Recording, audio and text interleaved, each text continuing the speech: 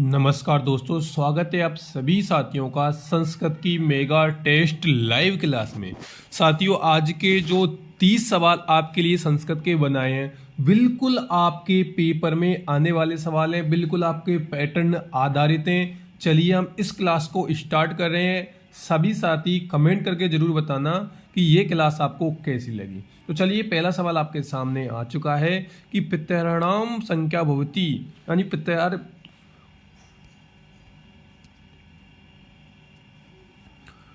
तो पहला सवाल आपके सामने आ गया है, प्रत्याहाराणाम संख्या भवति। आप बताइए कि जो प्रत्याहार हैं वो कितने हैं। चलिए, 50 हैं या 40 हैं या 42 हैं या 46 हैं। तो इस सवाल का जो सही जवाब रहेगा वो रहेगा सी ऑप्शन 42।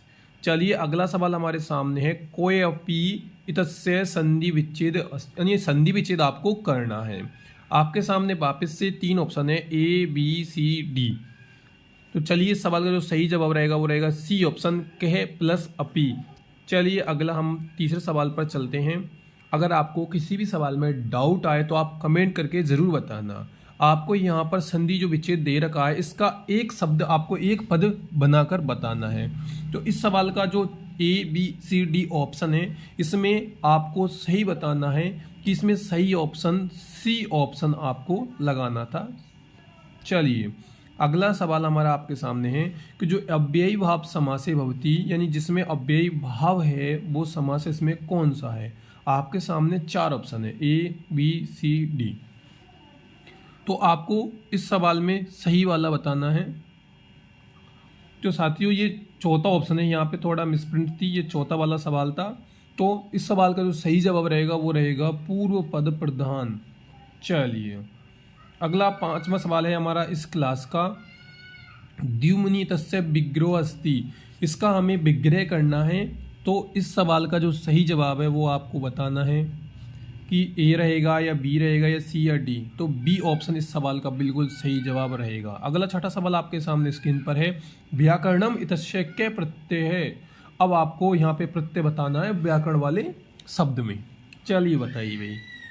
तो अब ए बी सी डी, इसमें लियू प्रत्यय बिल्कुल नहीं होता। अगर आप ये सोच रहे हैं तो आप गलत हैं, लियूट वाला आपका बिल्कुल सही रहेगा।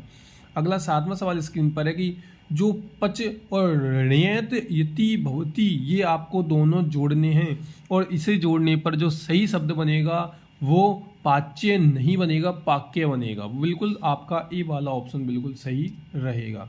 अगला 8वां सवाल आपके सामने है, कारक इत्यत्र प्रकृति प्रत्ययो अस्ते।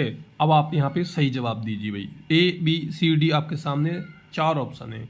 तो ए वाला गलत है भाई, सही जवाब नहीं है। बी वाला भी नहीं है, सी वाला भी नहीं है, और जो डी वाला है बिल्कुल आपका सही जवाब रहेगा। 9वां सवाल वापस से आपके सामने आ गया है, देवदत्त नेत्रण कारण अस्ति रेखांकित पदे विभक्ति अस्ति। तो आपको यहाँ पे सही जवाब देना है। तो यहाँ पे जो अगर आपने ये वाले पढ़े होंगे तो आप ऑटोमेटिक समझ गए होंगे कि यहाँ पे अगर इसके कारण के योग में कौन सा शब्द आएगा, कौन सी विभक्ति बतानी है। यानी आपको जो विभक्ति रहेगी आपकी तृतीय। बिल्कुल आपका वी ऑप्शन बिल्कुल सही होना चाहिए।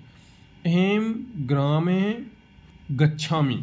अब आपको वाच्य परिवर्तन करना है और सही वाच्य परिवर्तन ए वाला अगर आप लगा रहे हैं तो गलत है, बी बिल्कुल ही गलत है और सी भी गलत है। सही जवाब रहेगा डी ऑप्शन आपका बिल्कुल सही। अगला सवाल आपके सामने स्क्रीन पर फिर से आ गया है, महिमा इत्यत्र किम लिंगम। तो चलिए साथी, मैं आपको बता दूं कि इस सवाल का जो सही जवाब है वो पहला ही पुल्लिंग आपका बिल्कुल सही होना चाहिए। अगला 12वां सवाल है कि फलानी। अब इसके रिक्त स्थान में जो आगे आना है वो आपको यहाँ पे बताना है। 4 ऑप्शन हैं, त्रि नहीं आएगा, त्रस्य नहीं आएगा, ये भी नहीं आएगा, त्रियाणी, ये डी ऑप्शन आपका बिल्कुल सही रहेगा।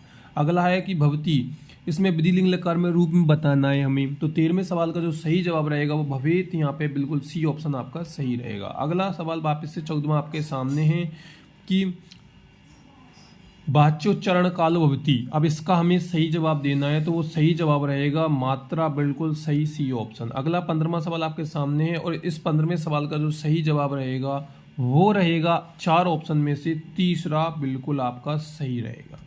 चलिए अगला हम बात करेंगे। तो 16वां सवाल आपके सामने, उस रिक्त स्थान में आपको बताना है कि सही क्या आएगा। तो वो आएगा एकस्मिनम, चौथा वाला बिल्कुल सही रहेगा। अगला 17वां आपके सामने सवाल आ चुका है और यहाँ पे सही आपको लिखना है। यहाँ पे से पाठम, अब यहाँ पे क्या आएगा भाई, तो वो आएगा आपका पठती, बिल्कुल ए सही रहेगा। अगला 18वां सवाल आपके सामने रहेगा और राम की छठी विभक्ति में बहुवचन को आपको बताना है। तो वो रहेगा आपका रामाणाम, बिल्कुल सही जवाब। अगला आ गया 19वां सवाल और यहाँ पे आप सभी को पता ही होगा कि ये जो आप इसको पढ़ेंगे, पढ़ने के बाद यहाँ पे जो रिपु आएगा, ये श्लोक हम कई बार पढ़ते हैं, तो बिल्कुल आपका सी सही रहेगा। अगला 20वां सवाल आपके सामने है और यहाँ पे आपको विशेष्य बताना है। तो इसमें विशेष्य रहेगा, वो रहेगा सर्फ है, बिल्कुल सही जवाब। अगला चलिए 21वां सवाल आपके सामने आ चुका है, बानर वृक्षे अतिष्ठति। अब इसमें जो वृक्ष है इसका शुद्ध पद चुनना है हमें भी। इसमें शुद्ध पद इन 4 ऑप्शन में क्या रहेगा, तो वो रहेगा आपका वृक्षम, बिल्कुल सही जवाब। अगला 22वां सवाल है, इसमें संस्कृति में उपसर्ग बताना है। तो बहुत ही इजी था ये तो वो रहेगा सम, बिल्कुल इसका सही जवाब। हलंत वाला, विशेष ध्यान रखना हलंत वाला। अब यहाँ से शिक्षण विधियों वाले सवाल मैंने डाले 8। इसमें बिल्कुल ही आपका पेपर रियल में ऐसा ही आता है और इससे भी इजी पैटर्न पर आएगा। अगर आप सोचें कि इससे ज़्यादा हार्ड होगा या, तो ऐसा नहीं होता है। चलिए ABCD में से आपको परिष्कारणात्मक शिक्षणम अस्ति, यानी जो सुधार करता है उस परीक्षण को, शिक्षण को क्या कहते हैं, उपचारात्मक शिक्षण कहते हैं, जो पढ़ाई में और सुधार करवाता है। अगला सवाल है कि उपचारात्मक शिक्षण कर्तु शक्यते, ये किस लिए किया जाता है। तो और चलिए बताइए। चलिए इस सवाल का जो सही जवाब रहेगा वो मैं आपको बताता हूँ, वो रहेगा पाठ्य पुस्तक पर आधारित ये शिक्षण होता है। चलिए अगला सवाल 25वां, जो कथा शिक्षण प्रविधि है वो है कौन कौन सी है भाई। तो कथा शिक्षण की प्रविधि रहेगी वो रहेगी सर्वे। चलिए अगला हमारा सवाल रहेगा कि जो अभिनय होता है वो नाटक शिक्षण में किया जाता है, बिल्कुल ये ऑप्शन आपका सही होना चाहिए। अगला सवाल आपके सामने है और दृश्य श्रव्य, इसमें साधन है वो कौन सा है। दृश्य श्रव्य वो आपको छांट कर बताना है कि वो दूरदर्शन है, क्योंकि इसमें देखते भी हैं और सुनते भी हैं। चलिए सुग्गा जो विधि होती है वो क्या होती है, तो वो रहेगी यहाँ पे पाठ्य पुस्तक विधि, कि एक बच्चा पढ़ते जा रहा है और सभी बच्चे सुनते जा रहे हैं।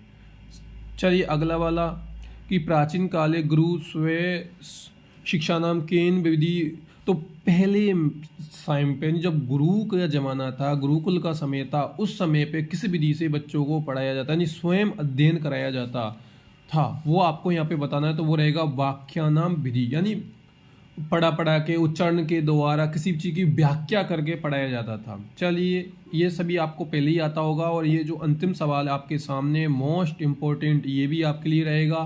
तो आप सभी साथियों से एक निवेदन रहेगा कि चैनल को सब्सक्राइब कर लीजिए और इस वीडियो को आगे अपने साथियों तक शेयर ज़रूर कीजिएगा। और जो उदाहरण प्रस्तुत करके नियम कथनम इति के विधि, तो ये रहेगी आपकी आगमन विधि, चौथा ऑप्शन आपका बिल्कुल सही रहेगा। मिलते हैं अगली वीडियो में बहुत जल्द, धन्यवाद।